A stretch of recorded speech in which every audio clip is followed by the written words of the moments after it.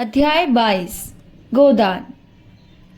खन्ना और गोविंदी में नहीं पटती। क्यों नहीं पटती यह बताना कठिन है। ज्योतिष के हिसाब से उनके ग्रहों में कई विरोध हैं। हालांकि विवाह के समय ग्रह और नक्षत्र खूब मिला लिया गए थे। काम शास्त्र के हिसाब से इस अनबन का कोई और रहस्य हो सकता है और मनोविज्ञान वाले कुछ और ही कारण खोज सकते हैं। हम तो इतना ही जानते हैं कि उनमें नहीं पटती। खन्ना धनवान है, रसिक है, मिलनसार है और रूपवान है। अच्छे खासे पढ़े लिखे हैं और नगर के विशिष्ट पुरुषों में है। गोविंदी अप्सरा ना हो पर रूपवती अवश्य है। गेहुआ रंग, लज्जाशील आंखें जो एक बार सामने उठकर फिर झुक जाती हैं। कपोलों पर लाली ना हो पर चिकनापन है। गात कोमल, अंग विन्यास सुडौल, गोल बाहें, मुख पर एक प्रकार की अरुचि जिसमें कुछ गर्व की झलक भी है। मानो संसार के व्यवहार और व्यापार को हेय समझती है। खन्ना के पास विलास के ऊपरी साधनों की कमी नहीं। अव्वल दर्जे का बंगला है, अव्वल दर्जे का फर्नीचर, अव्वल दर्जे की कार और अपार धन, पर गोविंदी की दृष्टि में जैसे इन चीजों का कोई मूल्य नहीं। इस खारे सागर में वह प्यासी पड़ी रहती है। बच्चों का लालन पालन और गृहस्थी के छोटे मोटे काम ही इन सब के लिए कुछ है। वह इनमें इतनी व्यस्त रहती है कि भोग की ओर ध्यान नहीं जाता। आकर्षण क्या वस्तु है, कैसे उत्पन्न हो सकती है, इसकी ओर उसने कभी विचार नहीं किया। वह पुरुष का खिलौना नहीं है, ना उसे भोग की वस्तु। फिर क्यों आकर्षक बनने की चेष्टा करे? अगर पुरुष उसका असली सौंदर्य देखने के लिए आंखें नहीं रखता, कामिनियों के पीछे मारा मारा फिरता है, तो वह उसका दुर्भाग्य है। वह उसी प्रेम और निष्ठा से पति की सेवा की जाती है जैसे द्वेष और मोह जैसी भावनाओं को उसने जीत लिया है। और यह अपार संपत्ति तो जैसे आत्मा को उसकी कुचलती रहती है। इन आडंबरों और पाखंडों से मुक्त होने के लिए उसका मन सदैव ललचाया रहता है। अपने सरल और स्वाभाविक जीवन में वह कितनी सुखी रह सकती थी, इसका वह नित्य स्वप्न देखती रहती है। तब क्यों उस मालती उसके मार्ग में आकर बाधक हो जाती? क्यों वेश्याओं के मुजरे होते? क्यों यह संदेह और बनावट और अशांति उसके जीवन पथ को कांटा बनती? बहुत पहले जब वह बालिका विद्यालय में पढ़ती थी, उसे कविता का रोग लग गया था, जहां दुख और वेदना ही जीवन का तत्व है। संपत्ति और विलास तो केवल इसलिए है कि उसकी होली जलाई जाए। जो मनुष्य को असत्य और अशांति की ओर ले जाता है, वह अब कभी कभी कविता रचती थी, लेकिन सुनाए किसे? उसकी कविता केवल मन की तरंग या भावना की उड़ान न थी। उसके एक एक शब्द में उसके जीवन की व्यथा और उसके आंसुओं की ठंडी जलन भरी रहती थी। किसी ऐसे प्रदेश में जा बसने की लालसा, जहां वह पाखंडों और वासनाओं से दूर अपनी शांत कुटिया में सरल आनंद का उपभोग करे। खन्ना उसकी कविताएं देखते तो उसका मजाक उड़ाते और कभी कभी तो फाड़ कर फेंक देते। और संपत्ति की यह दीवार दिन दिन ऊंची होती जाती थी और दंपत्ति को एक दूसरे से और पृथक करती जाती थी। खन्ना अपने ग्राहकों के साथ जितना ही मीठा और नम्र था, घर में उतना ही कटु और उद्दंड। अक्सर क्रोध में गोविंदी को अपशब्द कह बैठता था। शिष्टता उसके लिए दुनिया को ठगने का एक साधन थी, मन का संस्कार नहीं। ऐसे अवसरों पर गोविंदी अपने एकांत कमरे में जा बैठती और रात की रात रोया करती, और खन्ना दीवान खाने में मुजरे सुनता या क्लब में जाकर शराबें उड़ाता। लेकिन यह सब कुछ होने पर भी खन्ना उसके सर्वस्व थे। वह दलित और अपमानित होकर भी खन्ना की लौंडी थी। उनसे लड़ेगी, चलेगी, रोएगी, पर रहेगी उन्हीं की। उनसे पृथक जीवन की वह कोई कल्पना ही नहीं कर सकती थी। आज मिस्टर खन्ना किसी बुरे आदमी का मुख देखकर उठे थे। सवेरे ही पत्र खोला तो उनके कई स्टॉकों का दर गिर गया था, जिनमें उन्हें कई हजार की हानि होती थी। शक्कर मिल के मजदूरों ने हड़ताल कर दी और दंगा फसाद करने पर आमादा थे। नफे की आशा से चांदी गिरे खरीदी थी, मगर उसका दर आज और भी ज्यादा गिर गया। राय साहब से जो सौदा हो रहा था, जिसमें उन्हें खासे नफे की आशा थी, वह कुछ दिनों के लिए टलता हुआ जान पड़ता था।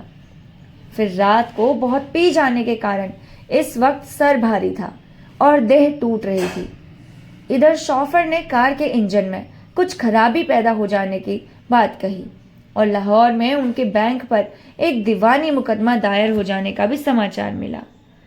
बैठे मन में झुंझला रहे थे कि उसी वक्त गोविंदी ने आकर कहा, भीष्म का ज्वर आज भी नहीं उतरा, किसी डॉक्टर को बुला दो। भीष्म उनका सबसे छोटा पुत्र था और जन्म से ही दुर्बल होने के कारण उसमें रोज एक ना एक शिकायत बनी रहती थी। आज खांसी है तो कल बुखार, कभी पसली चल रही है, कभी हरे पीले दस्त आ रहे हैं। 10 महीने का हो गया था, पर लगता था 5 महीने का। खन्ना की धारणा हो गई थी कि यह लड़का बचेगा या नहीं, इसलिए उसकी ओर उदासीन रहते थे। पर गोविंदी इसी कारण उसे और सब बच्चों को ज्यादा चाहती थी। खन्ना ने पिता के स्नेह का भाव दिखाते हुए कहा, बच्चों को दवाओं का आदी बना देना ठीक नहीं, और तुम्हें दवा पिलाने का मरज है। जरा कुछ हुआ और डॉक्टर बुलाओ। एक रोज और देखो, आज तीसरा ही दिन तो है, शायद आज आप उतर जाए। गोविंदी ने आग्रह किया। 3 दिन से नहीं उतरा, घरेलू दवाएं करके हार गई। खन्ना ने पूछा, अच्छी बात है, बुला देता हूं। किसे बुलाऊं? बुला लो डॉक्टर नाग को। हाँ, अच्छी बात है, उन्हीं को बुलाता हूं। मगर यह समझ लो कि नाम हो जाने से ही कोई अच्छा डॉक्टर नहीं हो जाता। नाग फीस चाहे जितनी ले ले, उसकी दवा से किसी को अच्छे होते नहीं देखा। वह तो मरीजों को स्वर्ग भेजने के लिए मशहूर है। तो जिसे चाहो बुला लो। मैंने तो नाग को इसलिए कहा था क्योंकि वो कई बार आ चुके हैं। मिस मालती को क्यों ना बुला लूं? फीस भी कम और बच्चों का हाल लेडी डॉक्टर जैसा समझेगी। कोई मर्द डॉक्टर नहीं समझ सकता। गोविंदी ने जलकर कहा, मैं मिस मालती को डॉक्टर नहीं समझती। खन्ना ने भी तेज आंखों से देखकर कहा, तो वह इंग्लैंड घास खोदने गई थी और हजारों आदमियों को आज जीवन दान दे रही है। यह सब कुछ नहीं होगा, पर मुझे उस पर भरोसा नहीं। वह मर्दों का दिल का इलाज कर ले और किसी की दवा उसके पास नहीं। बस ठन गई। खन्ना गरजने लगे, गोविंदी बरसने लगी। उनके बीच में मालती का नाम आ जाने मानो लड़ाई का अल्टीमेटम था। खन्ना ने सारे कागजों को जमीन पर फेंक कर कहा, तुम्हारे साथ जिंदगी तलक हो गई। गोविंद ने नुकीले स्वर में कहा, तो मालती से ब्याह कर लो, अभी क्या बिगड़ा है? अगर वहां दाल गले तो मुझे क्या समझती हो? यही कि मालती तुम जैसों को अपना गुलाम बनाकर रखना चाहती है, पति बनाकर नहीं। तुम्हारी निगाह में मैं इतना जलील हूं? और उन्होंने इसके विरुद्ध प्रमाण देने शुरू किए। मालती जितना उनका आदर करती है उतना शायद ही किसी का करती हो। राय साहब और राजा साहब को मुंह तक नहीं लगाती, लेकिन उनसे एक दिन भी मुलाकात ना हो तो शिकायत करती है।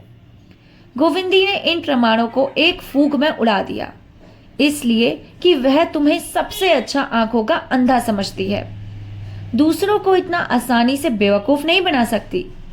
खन्ना ने डींग मारी, वह चाहे तो आज मालती से विवाह कर सकते हैं, आज, अभी के अभी। मगर गोविंदी को विश्वास नहीं। तुम 7 जन्म नाक रगड़ो तो भी वह तुमसे विवाह ना करेगी। तुम उसके टट्टू हो, तुम्हें घास खिलाएगी, कभी कभी तुम्हारा मुंह सहलाएगी, तुम्हारे पट्ठों पर हाथ फेरेगी, लेकिन इसलिए कि तुम्हारे ऊपर सवारी गांठे। तुम्हारे जैसे 1000 बुद्धू उसकी जेब में है। गोविंदी आज बहुत बड़ी जाती थी। मालूम होता है आज वह उससे लड़ने को तैयार होकर आई है। डॉक्टर के बुलाने का तो केवल बहाना था। खन्ना अपनी योग्यता और दक्षता और पुरुषत्व पर इतना बड़ा आक्षेप कैसे सह सकते थे? तुम्हारे ख्याल में मैं बुद्धू और मूर्ख हूं तो ये हजारों क्यों मेरे द्वार पर नाक रगड़ते हैं? कौन राजा या ताल्लुकदार है जो मुझे दंडवत नहीं करता? सैकड़ों को उल्लू बनाकर छोड़ दिया। यही तो मालती की विशेषता है कि जो औरों को सीधे उस्तरे में मूंदता है उसे वह उल्टे उचूरे में मूंदती है। तुम मालती की चाहे जितनी बुराई करो, तुम उसकी पांव की धूल भी नहीं हो।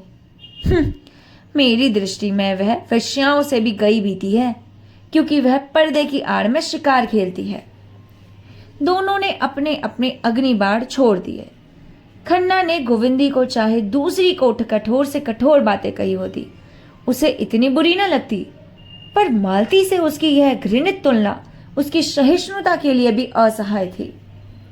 गोविंदी ने भी खन्ना को चाहे जो कुछ कहा हो, वह इतने गर्म न होते, लेकिन मालती का यह अपमान वह नहीं सह सकते। दोनों एक दूसरे के कोमल स्थलों से परिचित थे। दोनों के निशाने ठीक बैठे और दोनों तिल मिला उठे। खन्ना की आंखें लाल हो गई, गोविंदी का मुंह लाल हो गया।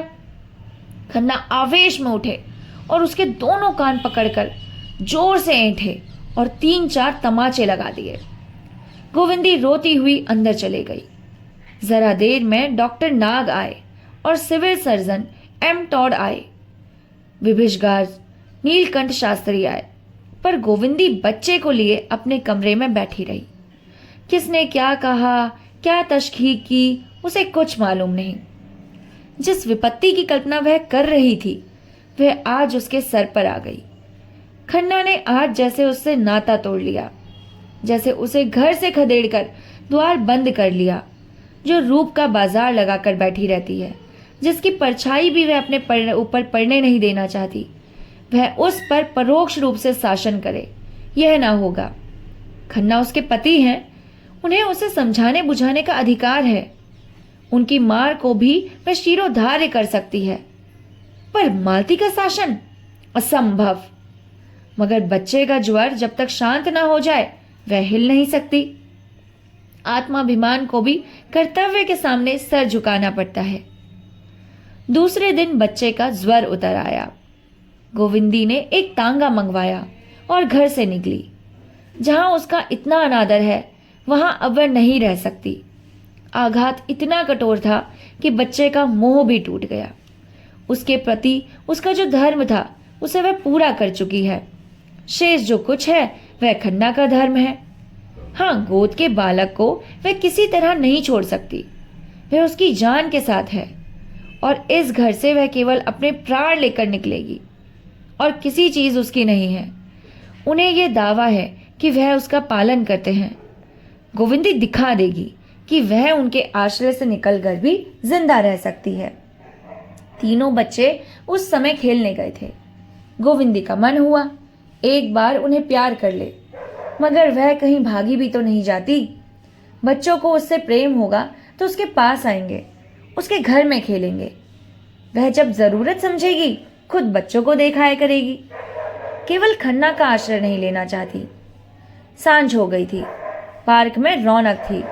लोग हरी घास पर लेटे हवा का आनंद उठा रहे थे। गोविंदी हर तंगस होती हुई चिड़ियाघर की तरफ मुड़ी हुई थी कि कार पर मालती और खन्ना सामने से आते हुए दिखाई दिए। उसे मालूम हुआ खन्ना ने उसकी तरफ इशारा करके कुछ कहा और मालती मुस्कुराई। नहीं, शायद उसका भ्रम हो। खन्ना मालती से उसकी निंदा ना करेंगे, मगर कितनी बेशर्म है।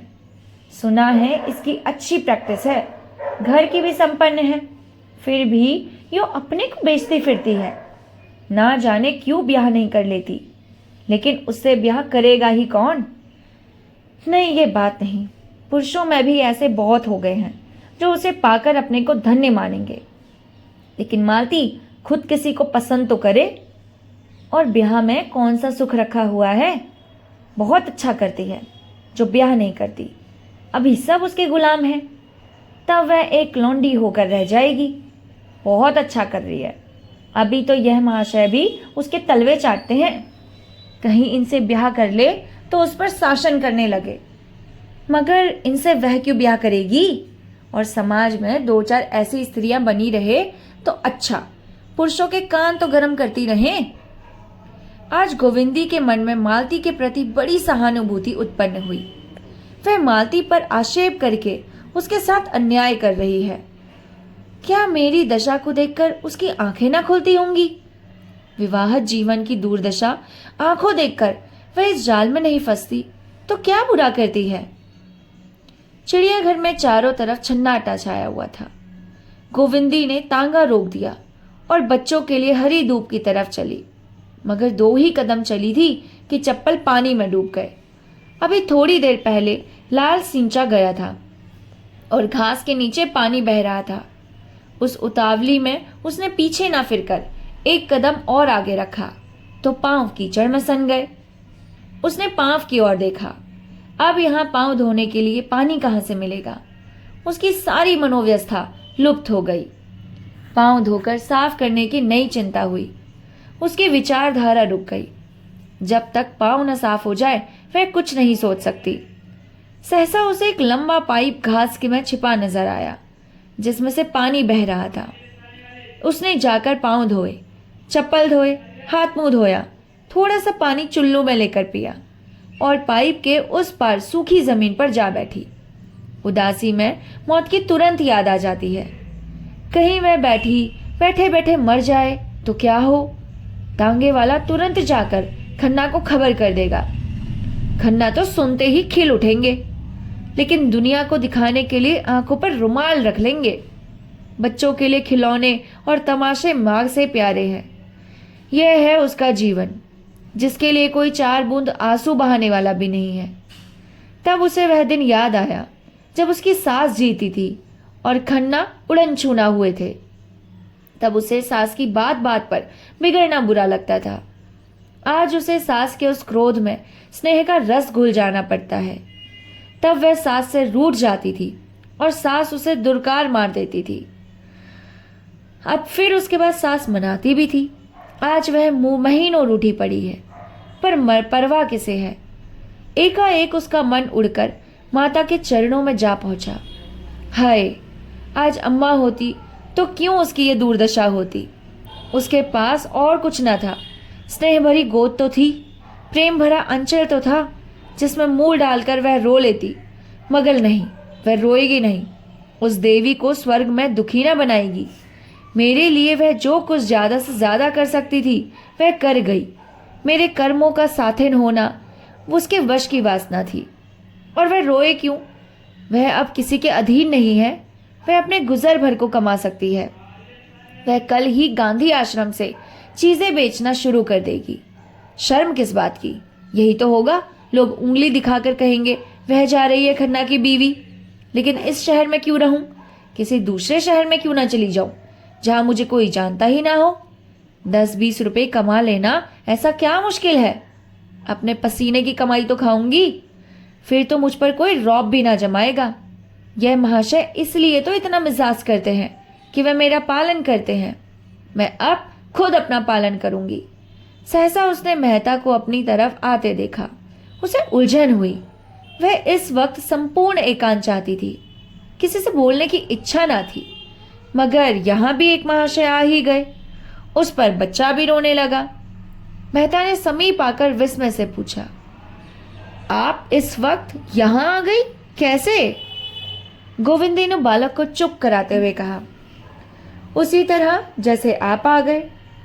मेहता ने मुस्कुराकर कहा, मेरी बात ना चलाइए। धोबी का गुत्ता न घर का न घाट का। लाइए मैं बच्चे को चुप कर दूं। आपने ये कला कब सीखी?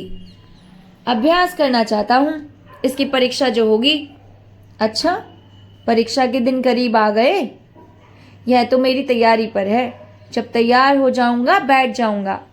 छोटी छोटी उपाधियों के लिए हम पढ़ पढ़ कर आंखें फोड़ लिया करते हैं। यह तो जीवन व्यापार की परीक्षा है। अच्छी बात है, मैं भी देखूंगी आप किस ग्रेड में पास होते हैं। यह कहते हुए उसने बच्चे को उनकी गोद में दे दिया। उन्होंने बच्चे को कई बार उछाला तो वो चुप हो गया। बालकों की तरह डींग मारकर बोला, देखा आपने कैसे मंत्र से जोर चुप कर दिया। अब मैं भी कहीं से बच्चा लाऊंगा। गोविंदी ने विनोद किया, बच्चा ही लाइएगा या उसकी मां भी? मेहता ने विनोद भरी निराशा से सर हिलाकर कहा, ऐसी औरत तो कहीं मिलती ही नहीं। क्यों, मिस मालती नहीं है? सुंदरी, शिक्षित, गुणवती, मनोहारिणी। और आप क्या चाहते हैं? मिस मालती में वह एक भी बात नहीं जो मैं अपनी स्त्री में देखना चाहता हूं। गोविंदी ने इस कुत्सा का आनंद लेते हुए कहा, उसमें क्या बुराई है? सुनाए तो। भौरे तो हमेशा घेरे रहते हैं। मैंने सुना है आजकल पुरुषों को ऐसी ही औरतें पसंद आती हैं। मेहता ने बच्चे को हाथ से अपनी मूंछों की रक्षा करते हुए कहा, मेरी स्त्री कुछ और ही ढंग की होगी। वह ऐसी होगी जिसकी मैं पूजा कर सकूंगा। गोविंदी अपनी हंसी ना रोक सकी। तो आप स्त्री नहीं कोई प्रतिमा चाहते हैं? स्त्री तो ऐसी आपको शायद ही मिलेगी। जी नहीं, ऐसी एक देवी इसी शहर में है। सच? मैं भी उसके दर्शन करती और उसी तरह बनने की चेष्टा करती। आप उसे खूब जानती हैं। वह एक लखपति की पत्नी है, पर विलास को तुच्छ समझती हैं, जो उपेक्षा और अनादर सहकर भी अपने कर्तव्य से विचलित नहीं होती, जो मातृत्व की वेदी पर अपने को बलिदान करती है, जिसके लिए त्याग ही सबसे बड़ा अधिकार है, और जो इस योग्य है कि उसकी प्रतिमा बनाकर पूजी जाए। गोविंदी के हृदय में आनंद कंपन हुआ। समझकर भी ना समझने का अभिनय करती हुई बोली, ऐसी स्त्री की आप तारीफ करते हैं, मगर मेरी समझ में तो वह दया की पात्र है। वह आदर्श नारी है, और जो आदर्श नारी हो सकती है वही आदर्श पत्नी भी हो सकती है। मेहता ने आश्चर्य से कहा, आप उसका अपमान करती हैं, लेकिन वह आदर्श इस युग के लिए नहीं है। वह आदर्श सनातन है और अमर है। मनुष्य उसे विकृत करके अपना सर्वनाश कर रहा है। गोविंदी का अंतःकरण खिला जा रहा था। ऐसी फुरेरिया उसे कभी ना उठी थी। जितने आदमियों से उसका परिचय था, उसमें मेहता का स्थान सबसे ऊंचा था।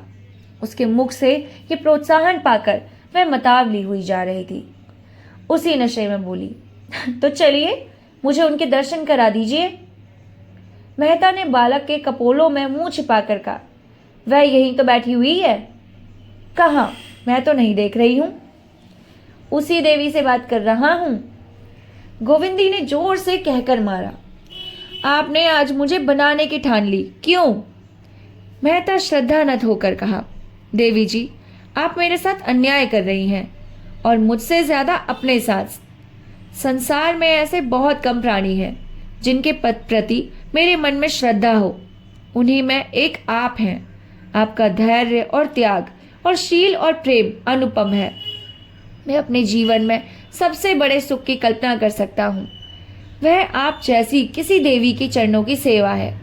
जिस नारत्व को मैं आदर्श समझता हूँ, आप उसकी सजीव प्रतिमा हैं।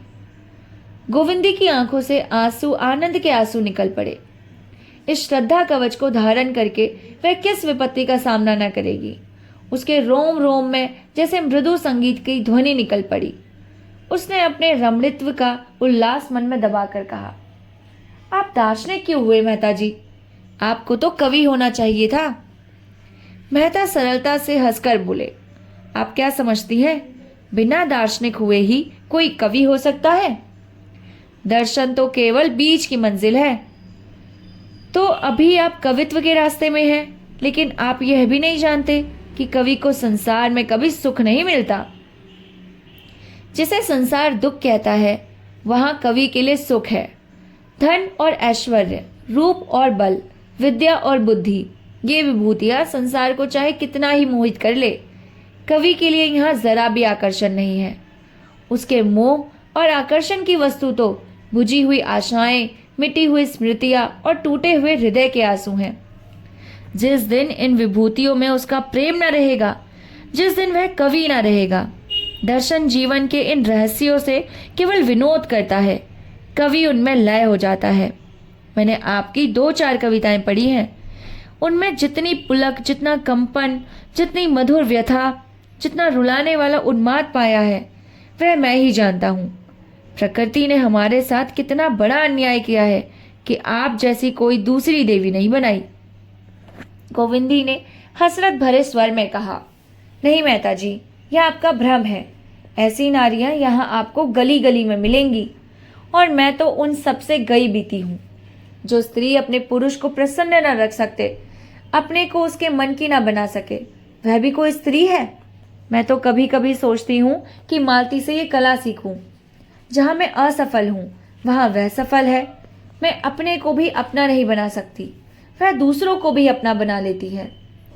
क्या यह श्रेय की बात नहीं? मेहता ने मुंह बनाकर कहा। शराब अगर लोगों को पागल कर देती है तो इसलिए उसे क्या पानी से अच्छा समझा जाए, जो प्यास बुझाता है, जिलाता है, शांत करता है? गोविंदी ने विनोद की शरण लेकर कहा। कुछ भी हो, मैं तो यह देखती हूँ कि पानी मारा मारा फिरता है और शराब के लिए घर द्वार बिक जाते हैं। शराब जितनी ही तेज और नशीली हो उतनी ही अच्छी। मैं तो सुनती हूँ आप भी शराब के उपासक हैं। गोविंदी निराशा की उस दशा में पहुंच गई थी जब आदमी को सत्य और धर्म में भी संदेह होने लगता है। लेकिन मेहता का ध्यान उधर न गया। उनका ध्यान तो वाक्य के अंतिम भाग पर ही चिमट कर रह गया। अपने मत सेवन पर उन्हें जितनी लज्जा और शोभ हुआ उतना बड़े बड़े उपदेश सुनकर भी ना हुआ था। तर्कों का उनके पास जवाब था और मुंह तोड़, लेकिन इस मीठी चुटकी का उन्हें कोई जवाब न सूझा। वह पछताए कि कहां से कहां उन्हें शराब की युक्ति सूझी। उन्होंने खुद मालती की शराब से उपमा दी थी। उनका वार उनके ही सर पर पड़ा। लज्जित होकर बोले, हाँ देवी जी, मैं स्वीकार करता हूं, मुझ में यह आसक्ति है। मैं अपने लिए उसकी जरूरत बतलाकर और उसके विचारोत्तेजक गुणों के प्रमाण देकर गुनाह का उज्र न करूंगा, जो गुनाह से भी बदतर है। आज आपके सामने प्रतिज्ञा करता हूं, शराब की एक बूंद भी कंठ के नीचे न जाने दूंगा। गोविंदी ने सन्नाटे में आकर कहा, ये क्या किया आपने मेहता जी? मैं ईश्वर से कहती हूं, मेरा यह आशय न था, मुझे इसका दुख है। नहीं, आपको प्रसन्न होना चाहिए कि एक व्यक्ति का उद्धार आपने कर दिया। मैंने आपका उद्धार किया? मैं तो खुद आपसे अपने उद्धार की याचना करने जा रही हूं। मुझसे? धन्यवाद। गोविंदी ने करण स्वर में कहा, हाँ, आपके सिवा मुझे कोई ऐसा नजर नहीं आता जिसे मैं अपनी कथा सुनाऊं। देखिए, यह बात अपने तक ही रखिएगा। हालांकि आपसे ये याद दिलाने की जरूरत नहीं। मुझे अब अपना जीवन असहाय हो गया है। मुझसे अब तक जितनी तपस्या हो सकी मैंने की, लेकिन अब नहीं सहा जाता। मालती मेरा सर्वनाश किए डालती है। मैं अपने किसी शस्त्र से उस पर विजय नहीं पा सकती। आपका उस पर प्रभाव है। वह जितना आपका आदर करती है शायद और किसी मर्द का नहीं करती। अगर आप किसी तरह मुझे उसके पंजे से छुड़ा दे तो मैं जन्म भर आपकी ऋणी रहूंगी। उसके हाथों मेरा सौभाग्य लुटा जा रहा है। अगर आप मेरी रक्षा कर सकते हैं तो कीजिए। मैं आज घर से यह इरादा करके चली थी कि फिर लौटकर ना आऊंगी। मैंने बड़ा जोर मारा कि मोह के सारे बंधनों को तोड़कर फेंक दूं, लेकिन औरत का हृदय बड़ा दुर्बल है मेहता जी। मोह उसका प्राण है। जीवन रहते मोह तोड़ना उसके लिए असंभव है। मैंने आज तक अपनी व्यथा अपने मन में रखी, लेकिन आज मैं आपके आंचल में फैलाकर भिक्षा मांगती हूँ। मालती से मेरा उद्धार कीजिए। मैं इस मायाविनी के हाथों मिटी जा रही हूँ। उनका स्वर आंसुओं में डूब गया। वह फूट फूट कर रोने लगी। मेहता उसको नजरों में कभी इतने ऊंचे न उठे थे, उस वक्त भी नहीं जब उनकी रचना को फ्रांस की एकेडमी ने शताब्दी की उसमें सबसे उत्तम कृति कहकर उन्हें बधाई दी थी। जिस प्रतिमा की वह सच्चे दिल से पूजा करते थे, जिसे मन में वह अपनी इष्ट देवी समझते थे और जीवन के असूझ प्रसंगों में जिसे आदेश पाने की आशा रखते थे, वह आज उनसे भिक्षा की मांग कर रही थी। उन्हें अपने अंदर ऐसी शक्ति का अनुभव हुआ जिससे वह पर्वत को भी फाड़ सकते हैं, समुद्र को तैरकर पार कर सकते हैं। उन पर नशा सा छा गया, जैसे बालक काठ के घोड़े पर सवार होकर समझ रहा हो वह हवा में उड़ रहा है। काम कितना असाध्य है, इसकी शुद्धि ना रहा हो। अपने सिद्धांतों की कितनी हत्या करनी पड़ेगी, बिल्कुल ख्याल न रहा हो। आश्वासन के स्वर में बोले, मुझे ना मालूम था कि आप उससे इतनी दुखी हैं। मेरी बुद्धि का दोष, आंखों का दोष, कल्पना का दोष, और क्या कहूं, वरना आपको इतनी वेदना क्यों सहनी पड़ती। गोविंदी को शंका हुई। बोली, लेकिन सहनी का उससे शिकार छिनना आसान नहीं, यह समझ लीजिए। मेहता ने दृढ़ता से कहा, नारी हृदय धरती के समान है, जिससे मिठास भी मिल सकती है और कड़वापन भी। उसके अंदर पड़ने वाले बीज में जो शक्ति हो सकती है वो कहीं नहीं। आप पछता रहे होंगे आज कहाँ से मुलाकात हो गई। मैं अगर कहूँ मुझे आज ही जीवन का वास्तविक आनंद मिला है तो शायद आपको विश्वास ना आएगा। मैंने आपके सर पर इतना बड़ा भार रख दिया।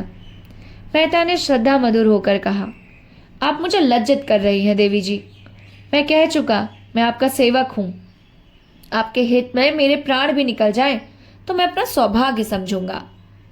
इसे कवियों का भावावेश न समझिए, यह मेरे जीवन का सत्य है। मेरे जीवन का क्या आदर्श है आपको ये बतला देने का मोह मुझसे नहीं रुक सकता। मैं प्रकृति का पुजारी हूँ और मनुष्य को उसके प्राकृतिक रूप में देखना चाहता हूँ, जो प्रसन्न होकर हंसता है, दुखी होकर रोता है और क्रोध में आकर मार डालता है, जो दुख और सुख दोनों का दमन करते हैं, जो रोने को कमजोरी और हंसने को हल्कापन समझते हैं। उनसे मेरा कोई मेल नहीं। जीवन मेरे लिए आनंदमय क्रीड़ा है, सरल स्वच्छंद, जहाँ कुत्सा, ईर्ष्या और जलन के लिए कोई स्थान नहीं। मैं भूत की चिंता नहीं करता, भविष्य की परवाह नहीं करता। मेरे लिए वर्तमान ही सब कुछ है। भविष्य की चिंता हमें कायल बना देती है। भूत का भार हमारी कमर तोड़ देता है। हमारे जीवन की शक्ति इतनी कम है कि भूत और भविष्य में फैला देने से वह और भी क्षीण हो जाती है। हम व्यर्थ का भार अपने आप अपने ऊपर लादकर रूढ़ियों और विश्वासों और इतिहास के मलबे के नीचे दबे पड़े हैं। उठने का नाम नहीं लेते। वह सामर्थ्य ही नहीं रहा जो शक्ति और स्फूर्ति मानव धर्म को पूरा करने में लगनी चाहिए थी। सहयोग में, भाईचारे में वह पुरानी अदावतों का बदला लेने और बाप दादों का ऋण चुकाने की भेंट हो जाती है। और जो ये ईश्वर का मोक्ष का चक्कर है, इस पर तो मुझे हंसी आती है। वह मोक्ष और उपासना अहंकार की पराकाष्ठा है जो हमारी मानवता को नष्ट किए डालती है। जहाँ जीवन है, क्रीड़ा है, चहक है, प्रेम है, वही ईश्वर है। और जीवन को सुखी बनाना ही उपासना है। ज्ञानी कहता है, ओठों पर मुस्कुराहट ना आए, आंखों में आंसू ना आए। मैं कहता हूँ, अगर तुम हंस नहीं सकते और रो नहीं सकते तो तुम मनुष्य नहीं हो, पत्थर हो। वह ज्ञान जो मानवता को पीस डाले ज्ञान नहीं है, कोल्हू है। मगर क्षमा कीजिए, मैं तो एक पूरी स्पीच ही दे गया। अब देर हो रही है, चलिए मैं आपको पहुंचा दूं। बच्चा भी मेरी गोद में सो गया। गोविंदी ने कहा, मैं तो तांगा लाई हूं, तांगे को यहीं से विदा कर देता हूं। मेहता तांगे के पैसे चुकवा कर लौटे तो गोविंदी ने कहा, लेकिन आप मुझे कहाँ ले जाएंगे? मेहता ने चौंक कर पूछा, क्यों? आपके घर पहुंचा दूंगा। वह मेरा घर नहीं है मेहता जी। और क्या मिस्टर खन्ना का घर है? यह भी कोई पूछने की बात है। वह अब मेरा घर नहीं रहा।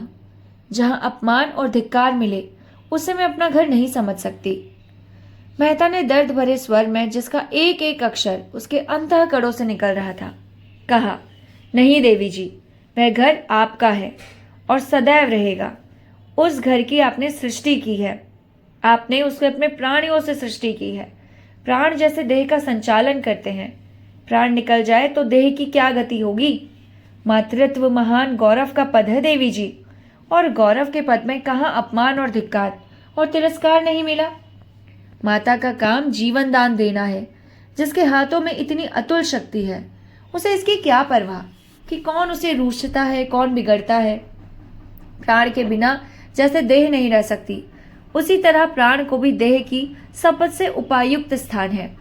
मैं आपको धर्म और त्याग का क्या उपदेश दूं? आप तो सजीव प्रतिमा हैं। मैं तो यही कहूंगा कि गोविंदी ने अधीर होकर कहा, लेकिन मैं केवल माता ही तो नहीं हूं, नारी भी तो हूं। मेहता ने 1 मिनट तक मौन रहने के बाद कहा, हाँ है, लेकिन मैं समझता हूं कि नारी केवल माता है और उसके उपरांत वह जो कुछ है वह मातृत्व का एक उपक्रम मात्र है। मातृत्व संसार की सबसे बड़ी साधना, सबसे बड़ी तपस्या, सबसे बड़ा त्याग और सबसे महान विजय है। एक शब्द में कहूं, जीवन का, नारी व्यक्ति का और नारित्व का भी। आप मिस्टर खन्ना के विषय में इतना ही समझ ले। कि वह अपने होश में नहीं है।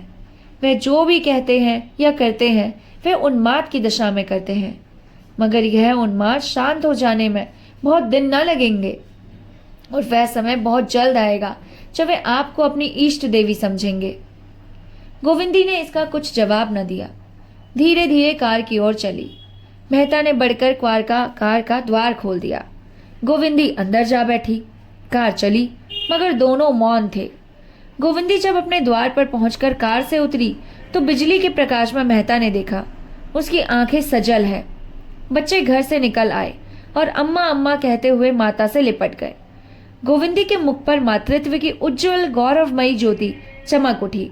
उसने मेहता से कहा, इस कष्ट के लिए आपको बहुत धन्यवाद, और सर नीचा कर लिया। आंसू की एक बूंद उसके कपोल पर आ गिरी थी। मेहता की आंखें भी सजल हो गई। इस ऐश्वर्य और विलास के बीच में भी वह नारी हृदय कितना दुखी था। पाठ 22 का यहीं पर ही समापन होता है। मिलते हैं आपको नेक्स्ट पार्ट के साथ। तब तक के लिए नमस्कार।